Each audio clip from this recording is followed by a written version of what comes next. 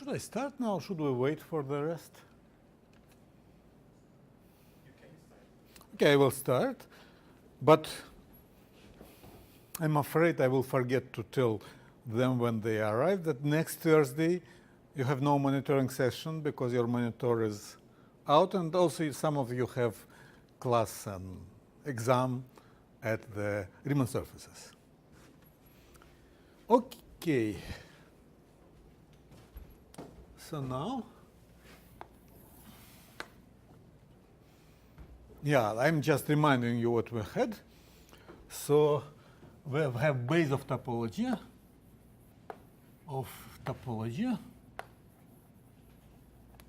is a set, family of open sets. You have, like, call it S, such that intersection of elements of S belongs to S, finally many.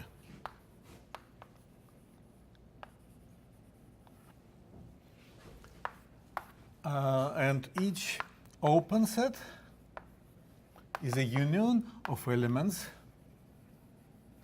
of S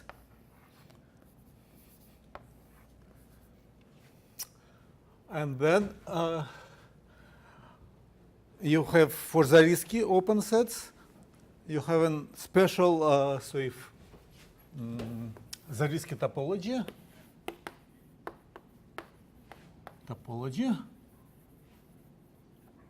on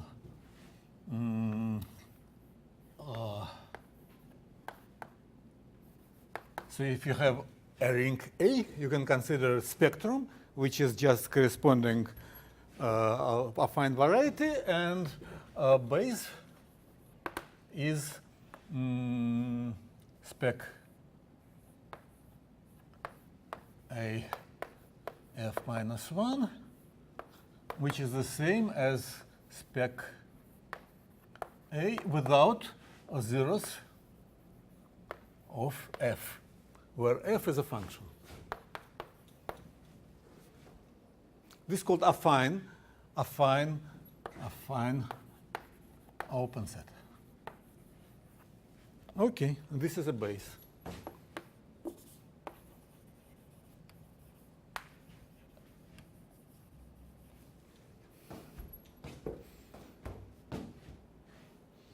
Okay, and this is something I really had to tell you. I mean, I told it orally, but we really have to have it on slides. So I made slides for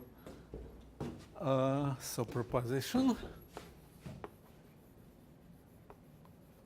Okay, suppose you have a sheaf, but it's not defined on all open sets, it's defined on a base. So you have M topological space. U alpha is a base of topology, like here. And then you have like partially defined sheaf, like U alpha goes to F of U alpha. Vector space, and then it is functorial under this. You have the fu alpha goes to restriction map u beta, f of u beta, restriction, and it satisfies sheaf axioms. Sheaf axioms for covers of open sets in this base. Should I tell you again the sheaf axioms? Anybody? Who doesn't want me to repeat sheaf axioms?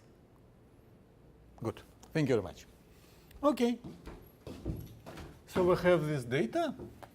And then there exist obviously unique as sheaf f on M such that f restricted to U alpha is f of U alpha for each U alpha in this base. And proof, we just take for each open set U, you represent U is a union for alpha inside some set I, U alpha. This is a subset in a base. Okay, this is by definition of a base. Every open set is a union of open sets in the base. Then you define f of U as product f of U alpha.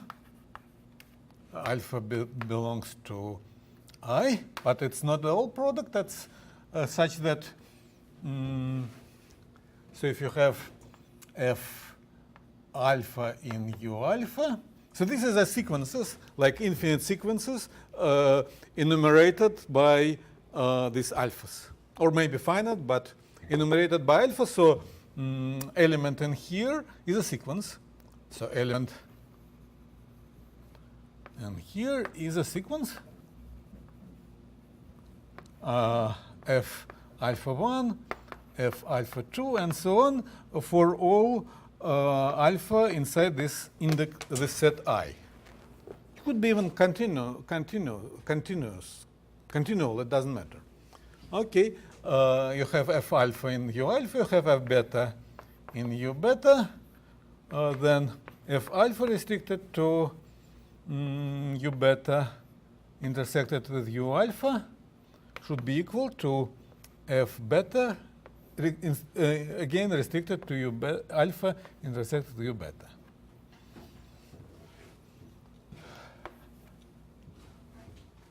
Okay, so this is a definition of F alpha.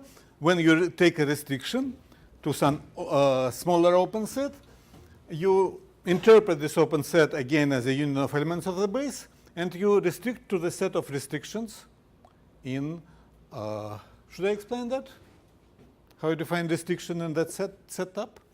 If you have V inside U, you have V is a union of V beta, where V beta are elements in this base. Then you take F inside this, inside F of U, which is a subset in product of F U alpha. Okay, and then your F restricted to V will be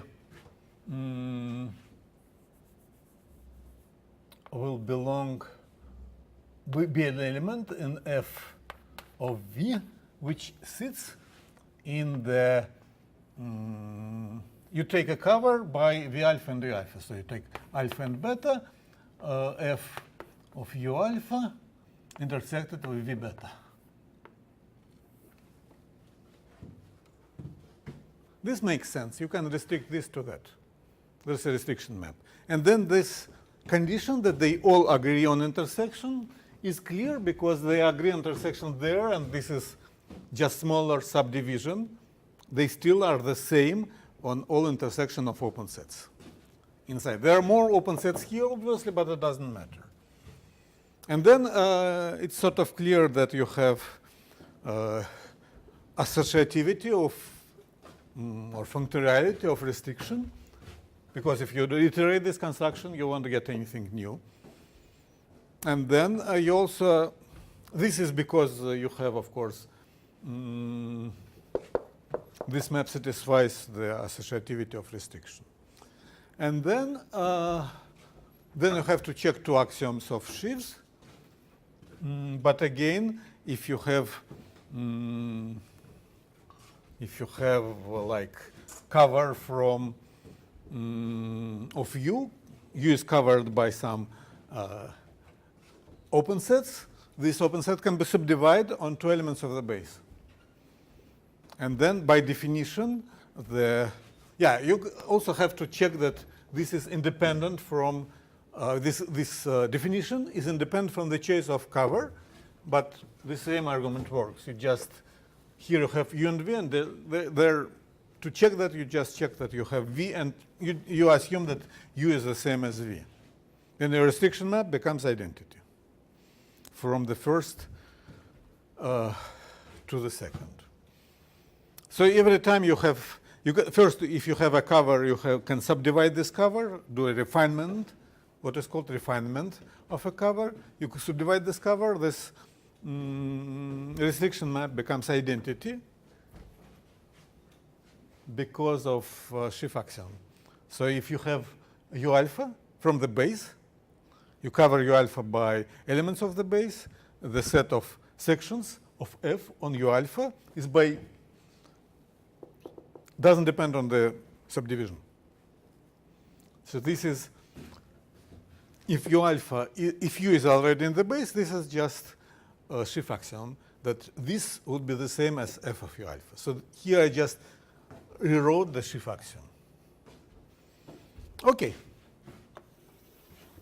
So what I told you is nothing highly non-trivial. Just I explained that the function can be defined locally, and if you have a function, your function is defined on small open sets, you can, and this open sets it agrees on intersection of this open set, you can extract the function on your variety. Of course, for sheaf, for function it's clear, but for sheaves it needs to be checked. But you just realize that what you use from sheaf theoretic language, I mean, for functions you just use the properties which are true for sheaves. So in that sense, sheaf is just abstraction of a notion of a locality of a function defined locally.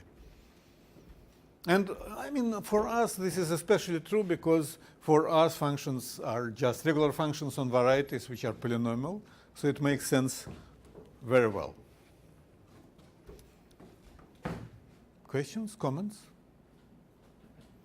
I can repeat it again and again, but the important thing that first you have to check it yourself, and second it is triviality. So it's as long as you remember the definition, there's nothing to check. But of course, you have to be sure that you understand what goes on.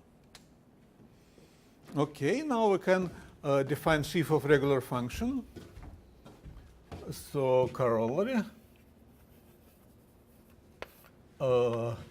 If you have, say, Z affine variety,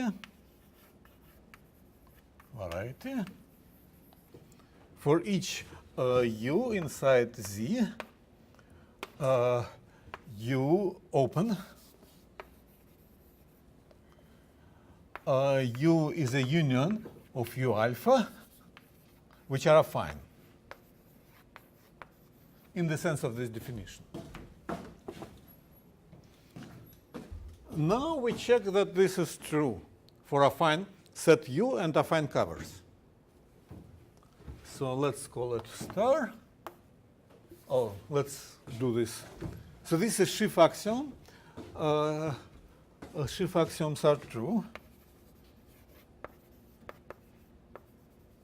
are satisfied for affine covers.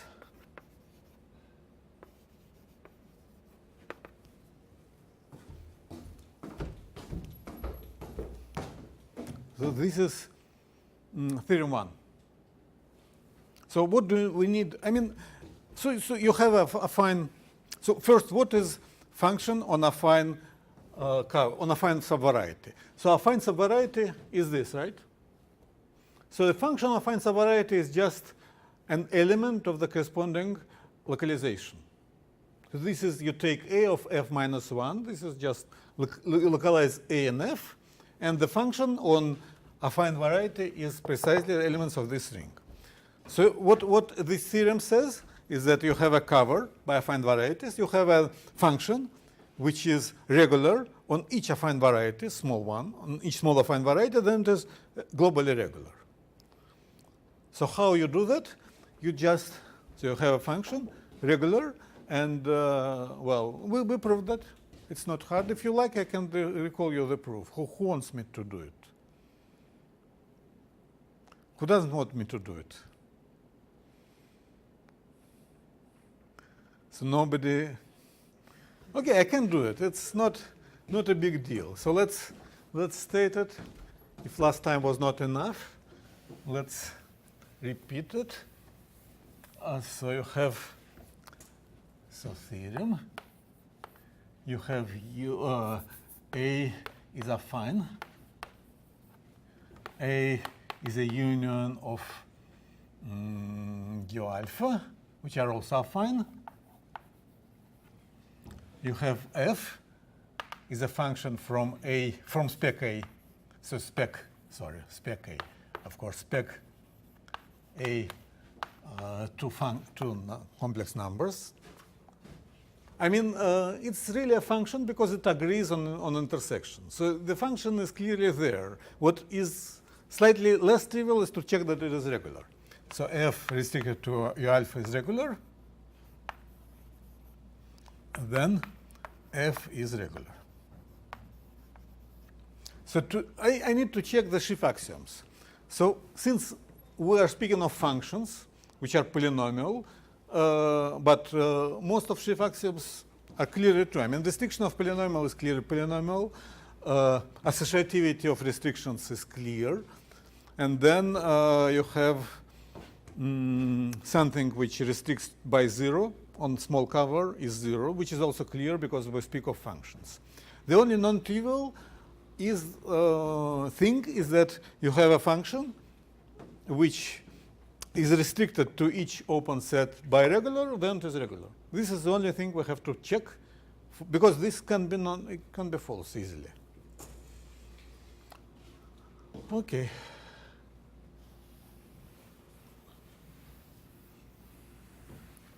So let's prove that. Up.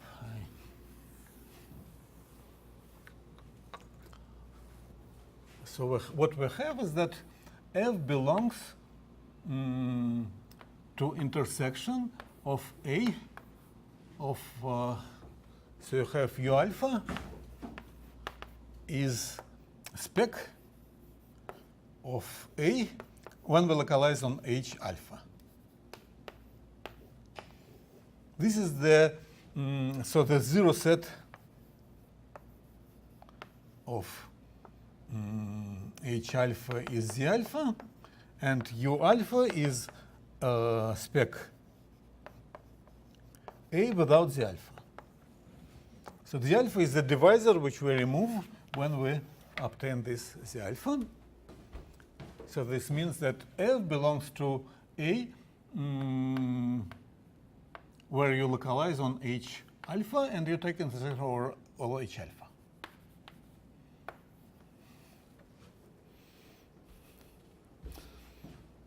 This is very bad when we, this is okay when we speak of rings without zero divisors. Otherwise, it's really bad because A is not, so A is typically, when you have no zero divisors, it's there. And then this makes sense. Otherwise, it doesn't. But you will see that the proof works anyway. Still, it's something which is sort of clear. We need to prove that intersection over all alpha of A of H alpha minus 1 is A. And of course, we shall use Hilbert-Nullstellensatz because we use that intersection of Z alpha, which is zero divisors of H alpha, is empty set. And this is the same as the ideal by Hilbert-Nullstellensatz the ideal generated by H alpha contains 1. Well, it's not an ideal, but submodel of A. Because if this is not 1, this is a proper ideal in A, this is then it has common zeros by Hilbert Nullstellensatz, which contradicts this assertion. Okay, and then we have sum G alpha, H alpha is equal to 1, all right? Then what we also have is that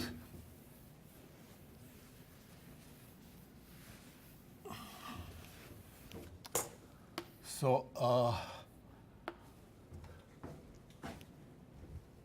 F is equal to F alpha divided by H alpha power S alpha. This is what we have from here. This is true for each alpha. And this means that H alpha power S alpha times F belongs to A. And this is now true even without this assertion. So you don't need, this is always true regardless, doesn't use, not use that A has no Z divisors. This is still true for each when this is regular. So this just uses that F is regular in each open set. Okay, then you take n is bigger than all, bigger or equal than all S alpha. So it's like maximum, we can take n as maximum of all S alpha for all alpha. There are finally many. Something I forgot to tell you, but we discussed this last time, because in Zariski topology, everything is compact. If you have a cover, Zariski open cover, then it is finite. Should I explain that? Who remembers this? But you also, the generated, as one is in the other idea, one is the sum of its guys. Yeah, so I already used that. Yes, sure. I forgot to tell you, but it was last time.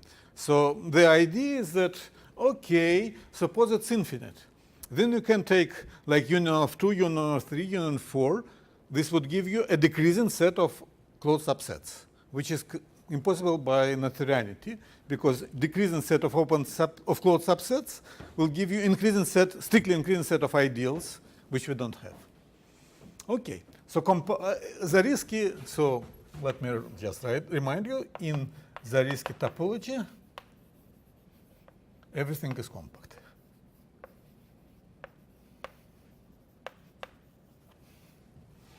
So every increasing chain of open sets stabilizes. Okay. So we really have here a finite set, and you can take maximum. Now we take sum H. So the number of alpha is m. We take sum of H alpha G alpha, which is just 1.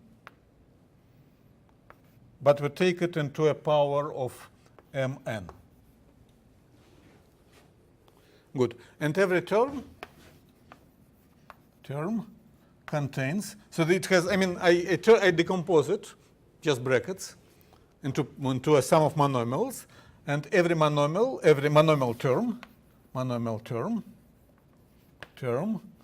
contains H alpha power S alpha. All right? So it's big enough. Okay, and then you have F is equal to sum F is equal to F times sum of F H alpha G alpha power S M. and this is a product. These functions are already regular, and f times h alpha power s alpha is regular. So it's a sum of regular. Okay, so what I proved is that if you have a function which is regular in some affine cover, it is regular. Good. And then we can apply this theorem, which I already raised, but it's there, theorem 1, and obtain a sheaf, because we checked this assumption.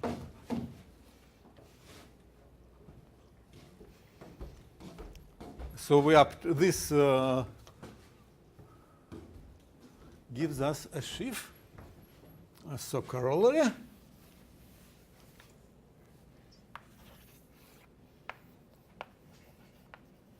Regular functions constitute a sheaf. So for affine open sets, we already know what it is, just regular function of this affine open set. And for other open sets, I mean, not everything is affine. We just take affine cover and use sheaf axiom to obtain the space of sections, and then just check that it is consistent. And for that, we use the previous proposition 1. Okay.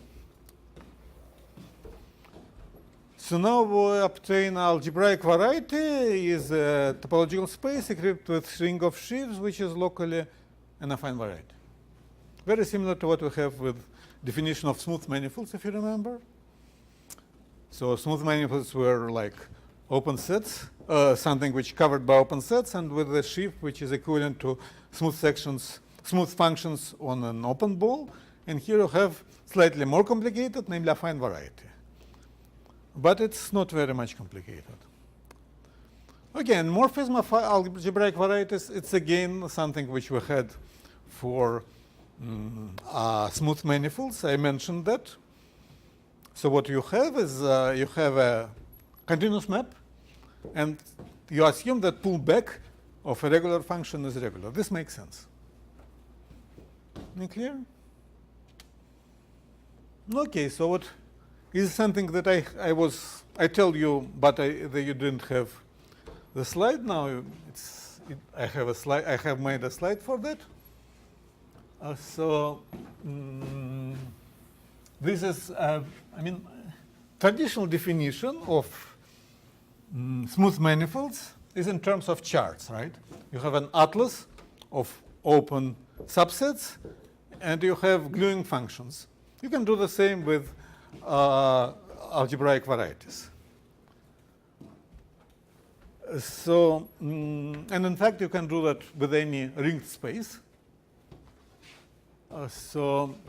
But here I think I did it for algebraic varieties. So let's do that. So a chart, an affine chart,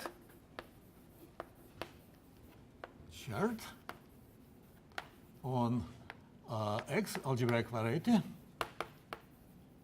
is a affine subset, is a affine open subset.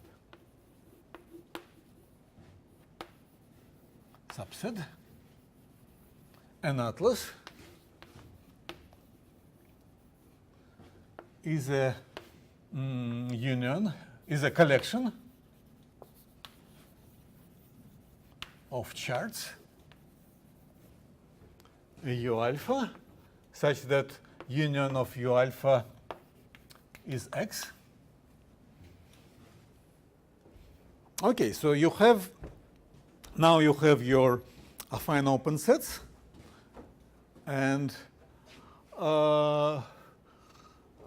you have functions, so you have gluing data.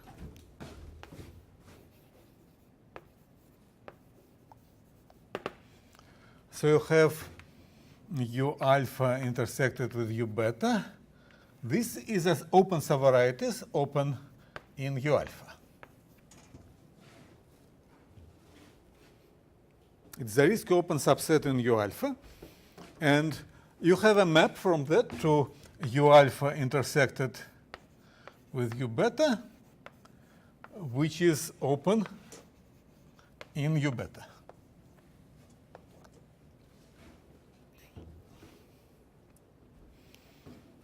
So this function, this map, is called gluing map, or gluing isomorphism. It's algebraic. I mean, in the sense of being defined by polynomials, by definition of algebraic variety. Okay, and it satisfies what is called K-cycle condition. This is the same condition as you use when you define smooth manifolds in terms of charts and atlases. So K-cycle condition. So let's define this. Let's denote this gluing map by psi alpha beta. Okay, now K-cycle condition.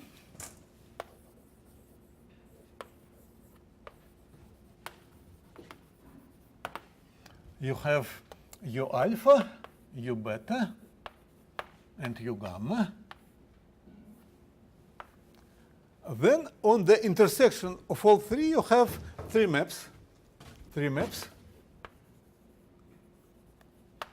On intersection of U alpha, U beta, U alpha intersected with U beta, intersected with U gamma. Okay, first you consider this as a subset in U alpha. I mean, this is open set, which is abstractly realized, but since we're interested in gluing functions, we have to fix coordinates. So we fix that is open subset in U alpha. And then you have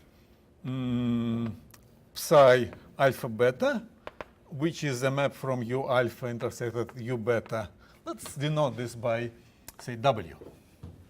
From W as a subset in U alpha to W as a subset in U beta.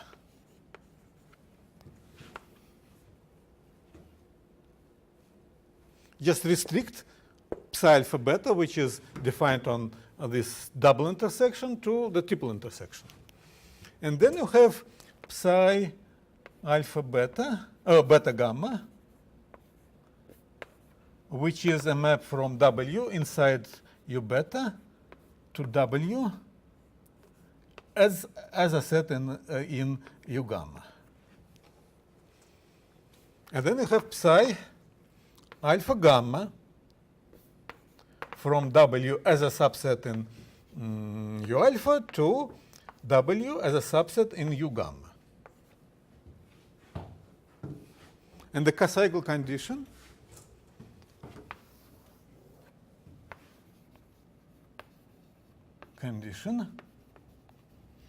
is that these maps are compatible. Psi alpha beta is fixed from alpha to beta times psi beta to gamma is psi alpha to gamma.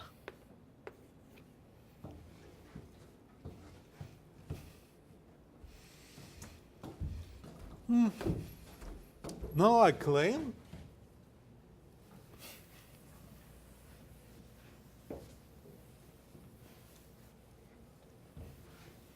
so I have proposition.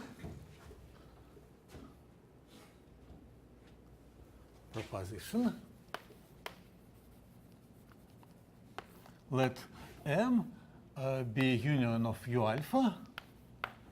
Each U alpha is identified with affine variety. And the gluing maps are defined. So gluing maps U alpha intersected with U beta inside U alpha goes to U alpha intersected with U beta inside U beta are given. Of course, for that to make sense, this should be Zariski open. So this is part of the data. So this is Zariski open. And satisfy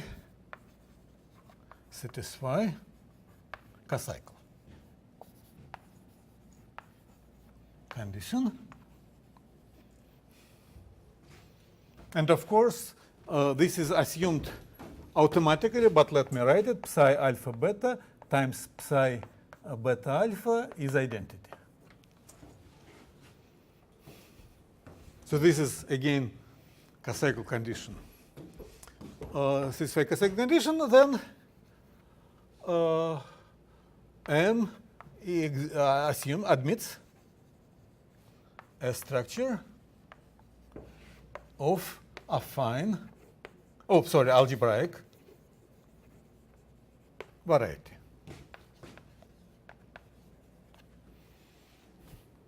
Okay, how you prove it? Well, you need to check that, first you need to construct the sheaf of regular functions. Okay, on each U alpha you have a sheaf of regular functions, and this sheaf is compatible with the intersection of your charts. So you can glue this sheaf using the same argument, like proposition 1, which I gave you earlier. Using proposition 1, you obtain the sheaf on M. Of course, here you already use the Koscycle condition, because you need that on triple intersection, everything agrees. And then you have to check that on quadruple intersection and so on, your sheaves, which you can obtain the sheaves two ways, like from U alpha and from U beta, but they have to agree. For that, you need this condition, that you restrict to triple intersection. Doesn't matter which way you restrict, this will result will be the same. So this is needed, for instance, if you want to have like associativity of restriction map. This uses Koscycle condition. Okay, but then you have a sheaf, and by the proposition 1, you already know that locally this sheaf is precisely the sheaf of regular functions on U alpha. And then you look at the definition of algebraic variety, and it is topological space equipped with a ring of sheaves which is locally isomorphic to affine variety with a sheaf of regular functions. Okay, here you have a main variety, topological space, which is equipped with an atlas, and on each chart within this atlas you have your sheaf which is already given, and it is affine variety. It's a sheaf of regular functions of affine variety. So it is by definition, this gives you, like gluing gives you algebraic variety. Am I clear? So in fact, when you work with the in algebraic geometry, you usually work with this data. You work with the open sets and gluing maps. Of course, then you have to see that two algebraic varieties are the same. You have to use sheaves, because otherwise you won't have any like maps between them. But to obtain algebraic variety, this is enough. Clear? Okay, now I'm repeating you what we had a couple of times already. Okay.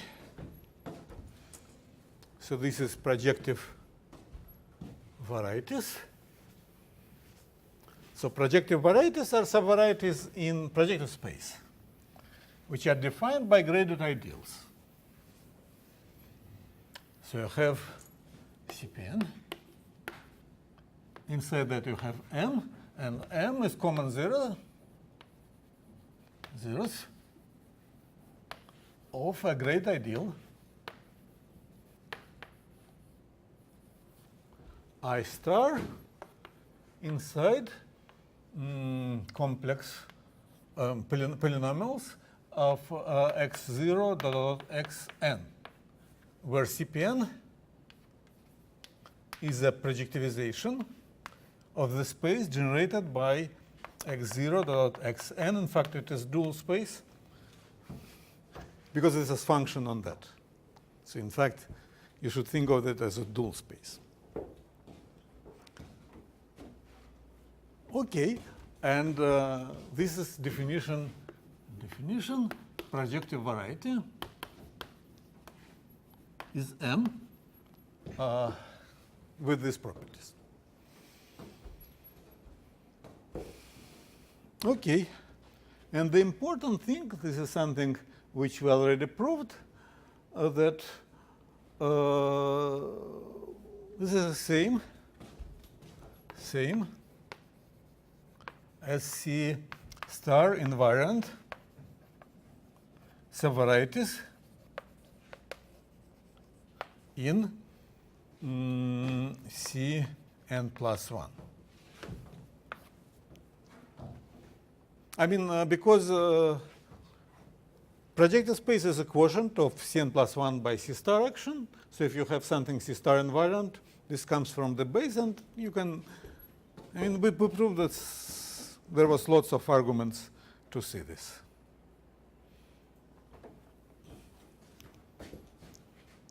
There is also Hilbert Nullstellensatz, which is stated in the last line. Okay. No questions? We had that already. Okay, now examples of algebraic variety. The point is that CPN is already an algebraic variety. Because on CPN we have a charts and atlases, which are called affine charts.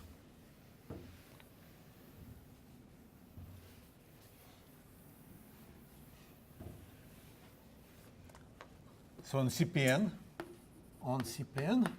you have coordinates x0, colon x1, and so on. This is called colon xn. It's called homogeneous.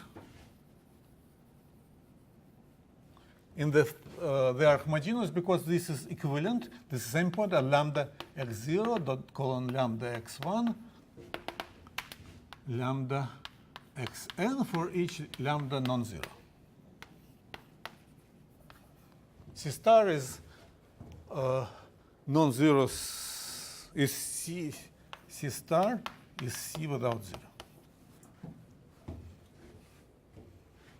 Okay, and you have affine coordinates, which is just AK is the set of all x0 dot colon x n, such that xk is non-zero. And then you have affine coordinates where it is like x0 divided by xk, x1 divided by xk, and at some point you have 1, and then you have xn divided by xk. So this is clearly just affine space. This is Cn. Okay, this is Cn. And then the Gluon maps are just in here. So the Gluon maps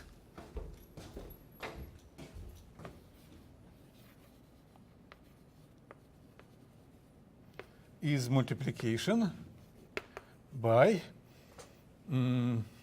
x. So the Gluon map from AK to XL, AL,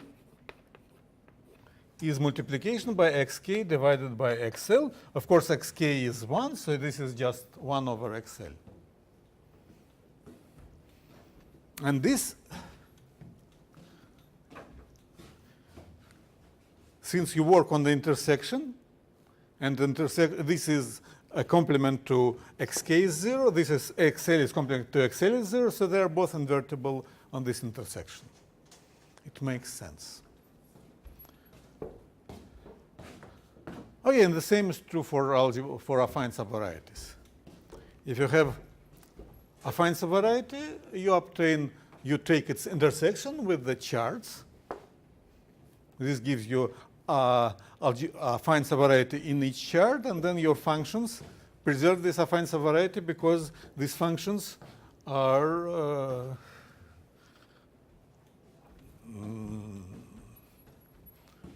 defined on the whole chart. They are regular on a chart, so they are regular on a subvariety in that chart. So your Gluon map are regular, and this gives you the algebraic variety structure on your projective variety. Okay, another example is you can just take a complement, but it could be even the complement of affine to affine is no longer affine quite often. Okay, I think we can have a break now. Should I skip to the next slide? You can see it, and you have 5 minutes, so until 13:26. If you have questions, please ask. And if you have questions about the previous or the last test, quite convenient language of algebraic cones. So you have projective variety, it has an algebraic cone. This is, so if you have definition, suppose you have a graded ideal. So you have graded ideal star inside C of x0 xn ideal of projective variety M. M inside CPN. That gives a zero set. The zero set of I star inside Cn plus 1 is called cone. Cone C of M. It's affine. It is affine C star invariant subvariety. And conversely, so you have each affine C star invariant subvariety. C star invariant meaning that I consider the standard C star action by homotopy. Subvariety is a cone.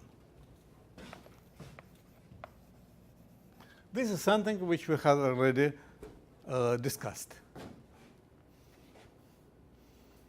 Okay, this is another piece of terminology which I will need is projectivization. So if you have a C star invariant subvariety, so if C of like Z inside Cn plus 1 is C star invariant subvariety, then Z is a cone, and M inside CPN is called projectivization of Z. So you denoted M is P of Z. Typically you do that with vector spaces, but doesn't matter. You can do it with other subvarieties. And finally, graded ring. So graded ring of M is just O of C of M. So this is a ring of functions on its cone. It's a graded. It's graded ring, but so it is a graded ring of a projective variety. And we know that there is sort of not entirely bijection because there are many. You will see that there are not unique graded ring associated with the projective variety, but at least with the projective variety, inside CPN you have a canonical graded ring. Am I clear? Questions, comments? Okay.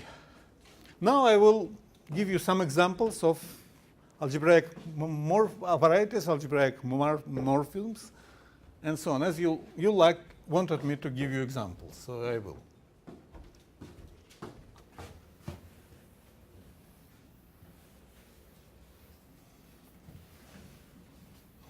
Okay. So now we have A star, a graded ring of projective variety, M. Okay, for each homogeneous function, H inside AP, or is it P here?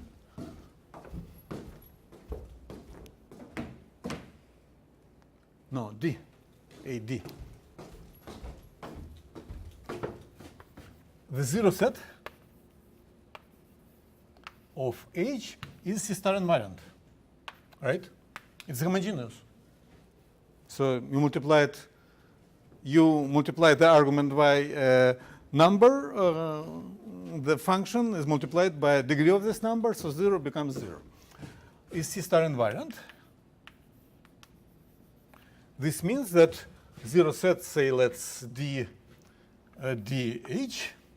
So DH is a cone of H, or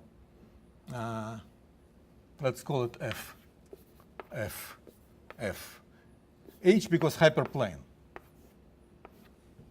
Well, maybe we should go back to H, and call it Z.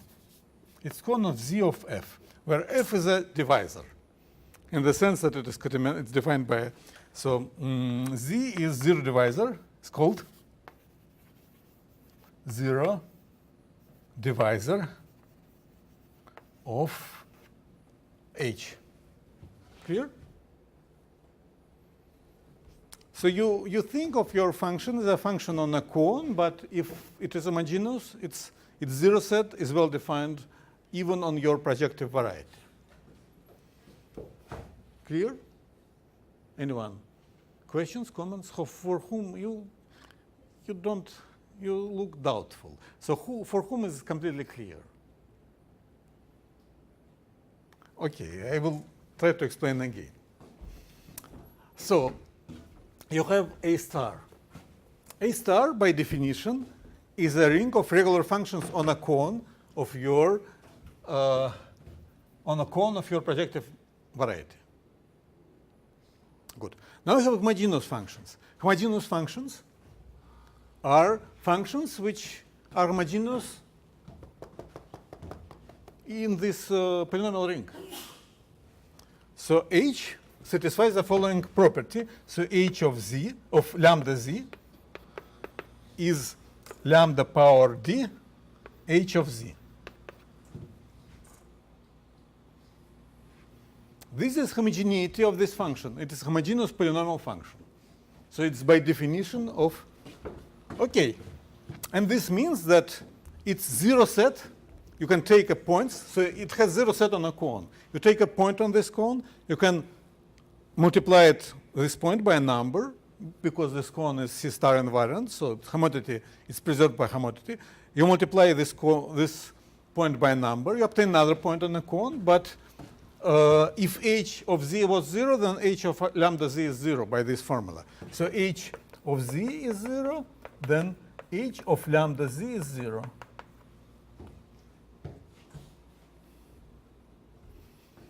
Okay, this means that the zero set is C-star invariant. The zero set of the function is cone of something. C-star invariant things are cones. Okay, and this something is a projective subvariety. This is it. So you can think of this as a function defined up to a constant. Homogeneous functions on projective varieties are functions defined up to a constant multiplier. And then the zero set is well defined, because 0 up to constant multiplier remains 0. Okay, so now definition. Okay.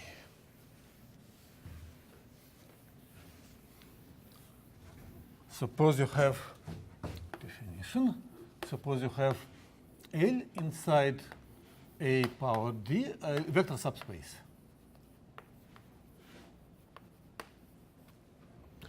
Base point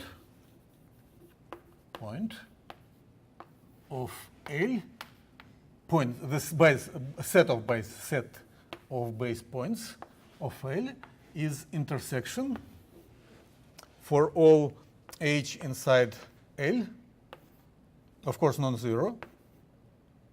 So you take all non-zero elements in this they are homogeneous functions of the set Z L. This is ZH. This is zero divisor. So this is a point where all the functions in L are vanish. This makes sense.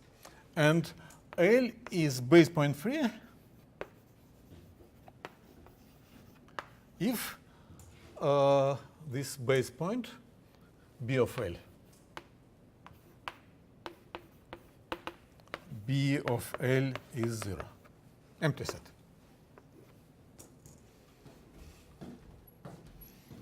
And you can use that to define projective morphisms.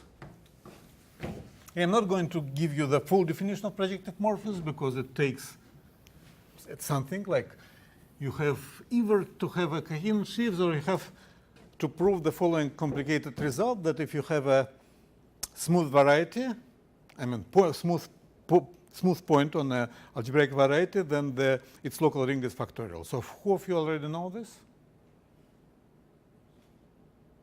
You know the proof? The only proof I know, I think, takes lots of homological algebra. Okay, so this is somehow, I think, the Italians assumed that to be trivial because they didn't use sheaves, but they used this result. And I'm not going to prove it because then we'll have to go to homological algebra. This won't have time at all. There's not much time left. So I will do sheaves to define the projective morphisms in the proper generality. But this is an example of projective morphisms.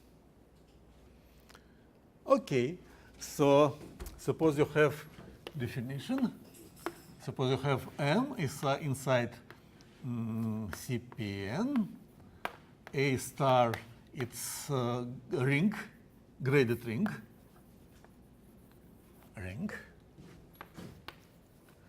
I mean, A star is a ring of regular functions on the cone.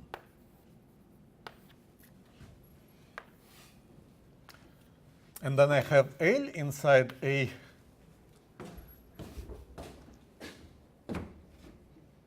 D, good,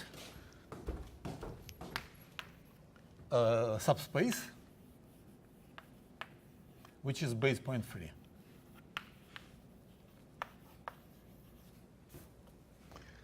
Okay, then I define morphism.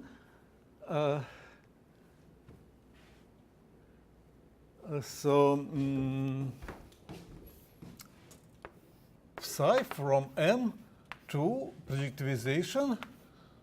In fact, it's projectivization of L star. But we can think of it as just CP PM minus 1, where, or is it M here? It is M here, where M dimension of L is M.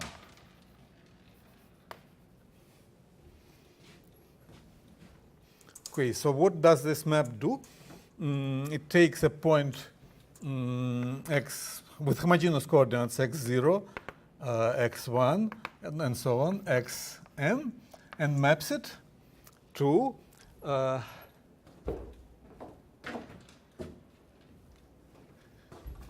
so this is Z.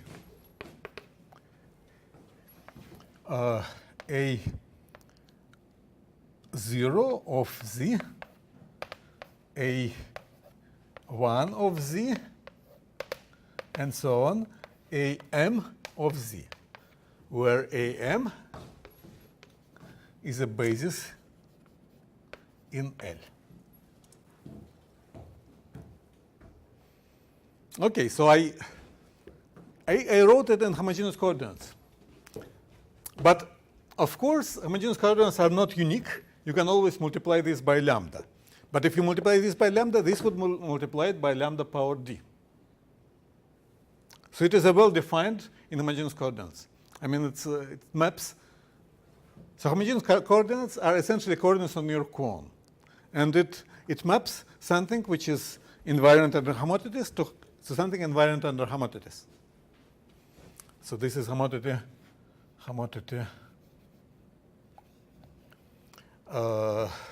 orbits of homotopy preserved.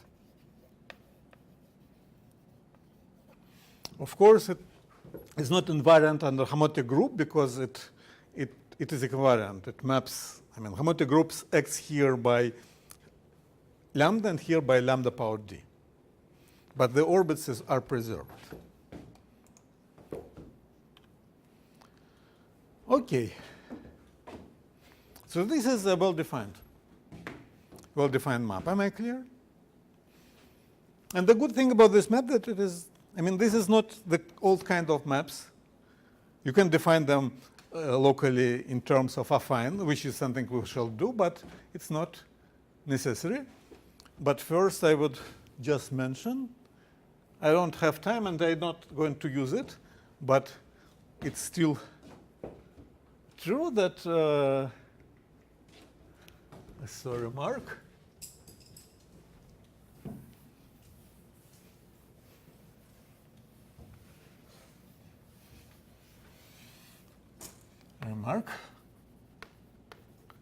Such maps are in one-to-one correspondence with algebraic morphisms from C of M to C, well, of something like Cpn, such that here have row 1, row 2 are homotopy action, and this is psi or phi. Is it phi or psi here? Phi. Such that phi of row 1 of lambda of z is the same as row 2 of lambda power d of psi of phi of z. So first, they are algebraic because they are given by polynomial maps, and second, they maps homogeneous to homogeneous, but with the increase of degree. Sort of trivial. Here it's something, I explained it in more detail, but not that we need it. So I will skip it unless you want me something to do something about this. Questions, comments? No? Should I go on? Good. Okay, now let's at least have some example. So this is the most obvious example you can have in that context, namely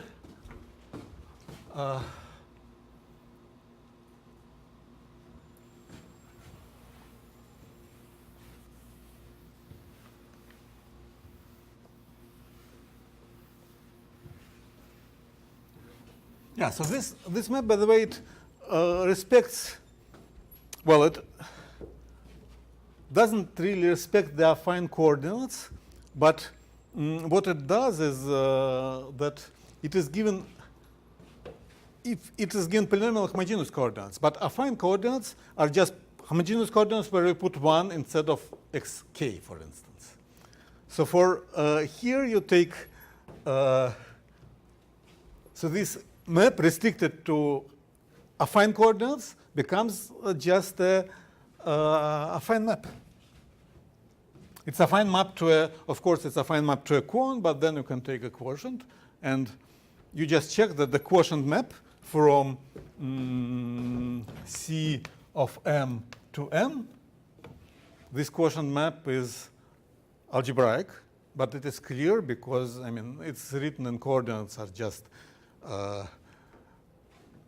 it's just division by k in affine coordinates. So it's like, in affine coordinates, it's a map from Cn plus 1 without a divisor k equals 0, xk equals 0 to Cn, and it is just, you take a fraction. Should I explain that, or is it clear?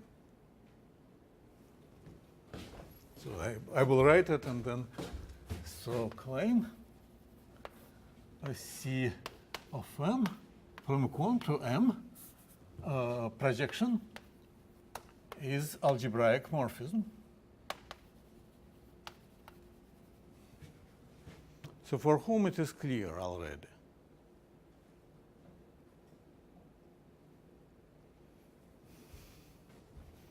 So again, this map is written in affine coordinates as a composition of a map to a cone and the projection. The map to a cone is just polynomial. There's nothing to prove, so we need to prove that this is this map is algebraic. And it is not clear? Okay, so let's take it in coordinates. So it's of course, it's since C of M is a subset and C of CP1, you can just take it for CPN, C of CPN. So this is the same as C n plus 1 without 0. And this is CPN. I mean, this is sufficient. They are both then it's just restricted to a closed subset. If something is algebraic, you restrict it to algebraic subset, it remains algebraic. Okay, so this is a projection with the fiber C star. Need to prove that it's algebraic. Good. So you have affine coordinates, affine chart. A k is the like x0, x1, xn, where xk is non-zero. So xk is invertible here. And then you have a k is the same. It's just now you have x0 colon dot dot dot, and then you have x0 divided by xk, and you have 1 on the kth place, and then you have x n. Okay, and now you have C n plus 1 without 0, so it's pre-image. You take it, you remove xk is equal 0. Because you are proving algebraicity of a map in coordinates, in chart. So this is the chart which maps here. We need to prove that, okay, so you have a map to A, to C, to AK, which is just CK, C power n. Okay, and this map is written here, so it takes x0 and so on xn, and maps it to x0 divided by xk, x1 divided by xk, and so on up to xn divided by xk. Right? This is by definition. So obtain that this is algebraic because the function 1 over xk is regular on the set you removed xk is equal 0. So this means that you added 1 over xk. Every time you remove divisor, zero divisor of a function, this is the same as you add 1 over this function to your ring. Something we have already done. And clear?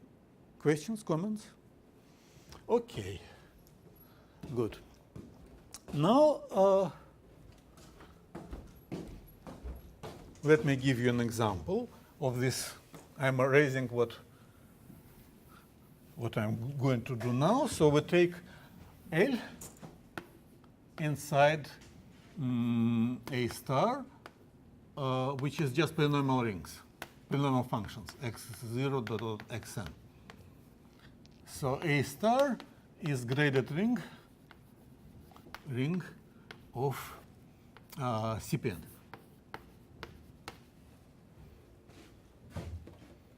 And clearly, this has L is base point free.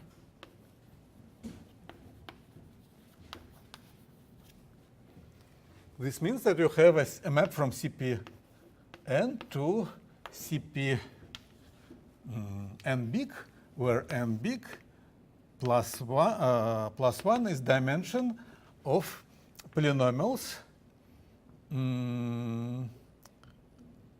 degree d from x0 dot xn This is an example. I just take all, just take L.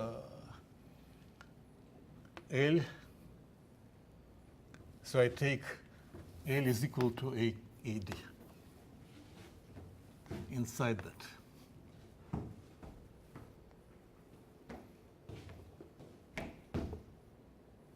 Good. This is a nice algebraic map, right? It's called Veronese map. So definition, CPN to CPN big, called Veronese map.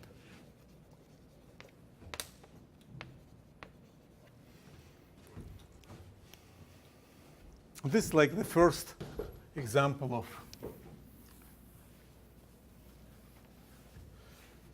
projective morphism. Okay, so let's do it with CP. Yeah, so it was, sorry, it was the previous slide, in fact. Here. So this is the definition, but it is what I did. And now I will give you, sorry.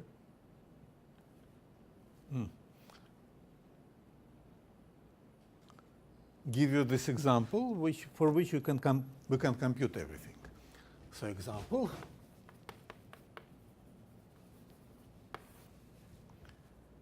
Veronese map.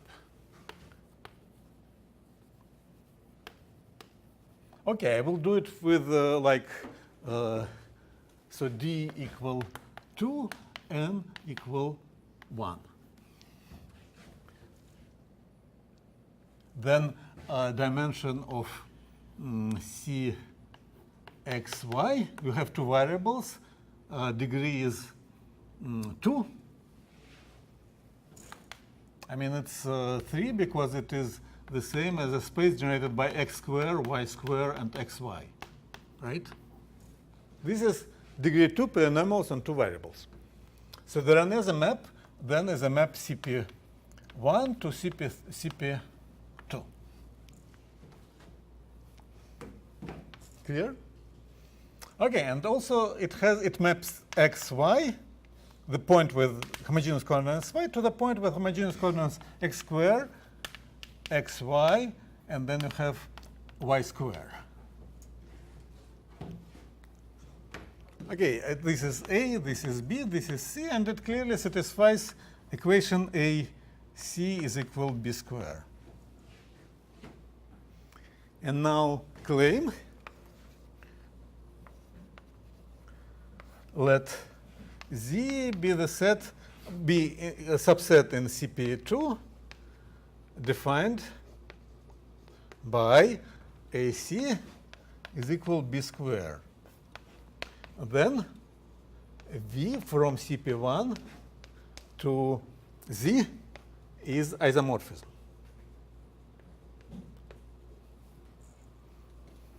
This is called Veronese curve, and for each degree you would have, like for degree D, you would have D plus 1 dimensional space here, and it will be given, now you would have all homogeneous polynomials of degree D here. And this is also called Veronese curve. And this is, the same is true, by the way, but I'm not going to prove it. It will be probably an exercise for you at some point. Okay, am I clear? Let's prove it. Am I doing something completely trivial? So for whom it is already trivial and for whom it's very hard? I mean, okay, so we have this map. Let's prove it is an isomorphism. So first we need to, how we prove an isomorphism? We'll construct an inverse map. Of course, you do it as always in coordinates. So let's do step 1.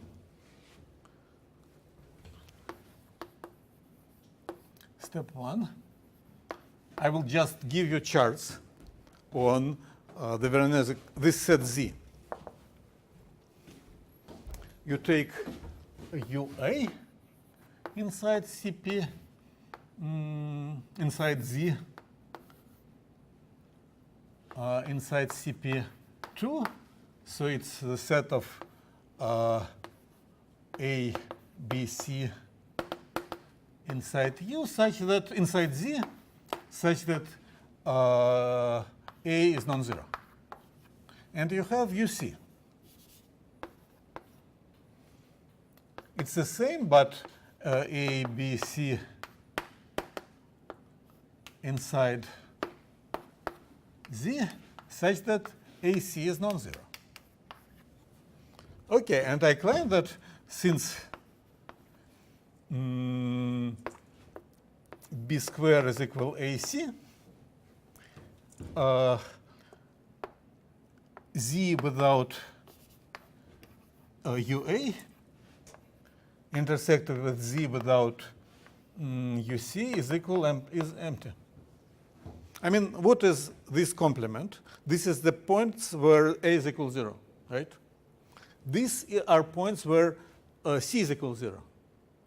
But if A and C is equal 0, B is also equal 0, right? B square is AC.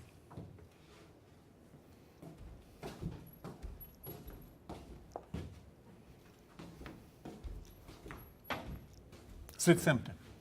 I mean, when you take projectization, you remove 0. It doesn't contribute. Okay, so you have just two open charts.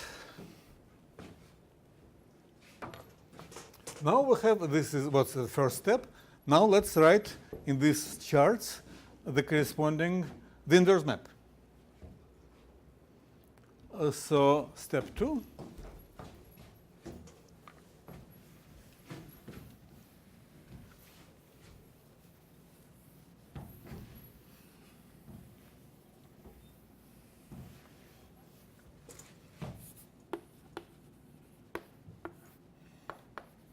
In the first chart. So we are interested in writing inverse map from Z to CP1. So we define it in charts. You take A, B, C. You can set A equal 1, doesn't matter. But it goes to 1 and then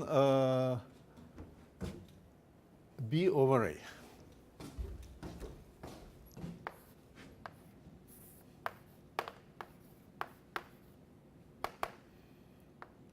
This makes sense because A is non-zero.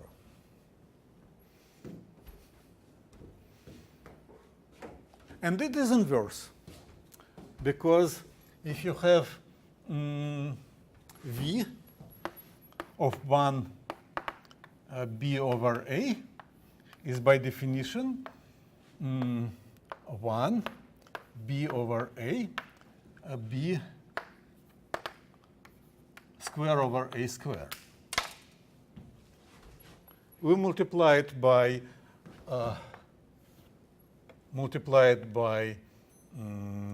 A. We obtain A is non-zero, so it's okay. We obtain A square we multiply by a square AB B square, which is precisely inverse of our Veronese map. So, I mean, so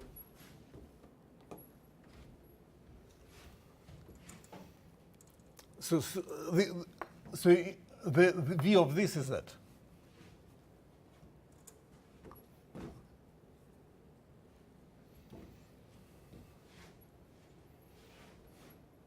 Should I explain something here? So, okay, we use that.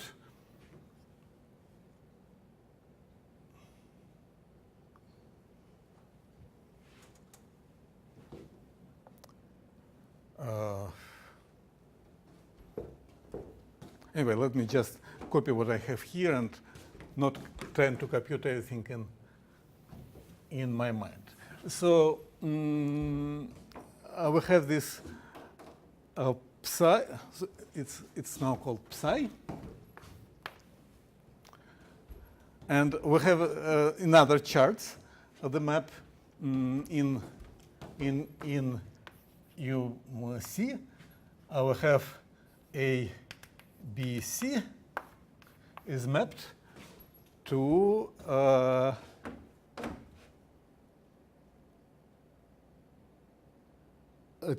B over C1.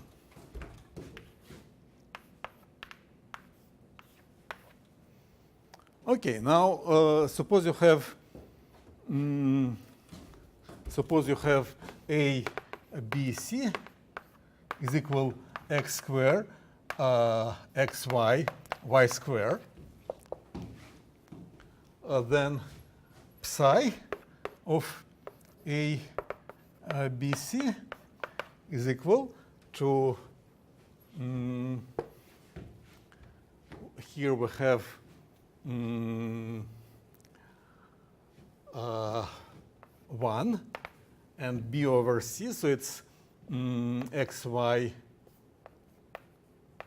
over x squared, which is the same as 1 x over y over x. X is non-zero because A is non-zero, so this is the same as x, y. This is why it is inverse. Okay, and the same is true for the another chart for the same reason. You just reverse the order. So what we need to check that they agree on intersection. In fact, it is already true because we have one bijective correspondence on points, but you can check this computation here. It's not complicated. Okay. I'm done. I'm actually already. So it's 3, right? They changed time, so I'm still out of. This is wrong. So next time we shall have more algebraic varieties and maps, more examples, and then I think we can stop with examples and do coherence shifts. Okay, thank you very much.